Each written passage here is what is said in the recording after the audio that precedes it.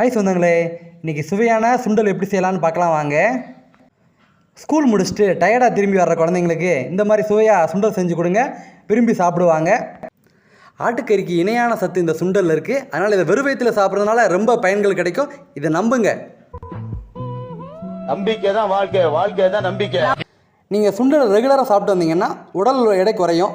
Army போலீஸுக்கு try பண்ணுற இளவட்ட பசங்கள்லாம் இதை நீங்கள் காலைல வெறும் வயிற்றில் சாப்பிட்டு வரணும். அப்படின்னா தான் ஊழச்சதெல்லாம் குறையும்.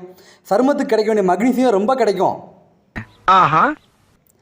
நல்லா செக்கில் ஆட்டுற எண்ணெயை விட்டு அதில் கொஞ்சமாக கடுகு, கருவேப்பிலை, வத்தல் எல்லாம் போட்டு நல்லா பொரித்து எடுத்துருங்க. தேவையான அளவுக்கு பெரிய வெங்காயத்தை புதுசாக நறுக்கி போட்டுருங்க.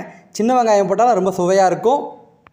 நல்லா வதக்கி பொன்னிறமாக வச்சுட்டு தேவையான அளவுக்கு உப்பு போட்டு நம்ம ஏற்கனவே கழுவி வச்ச சுண்டல் எடுத்து போட்டுருங்க.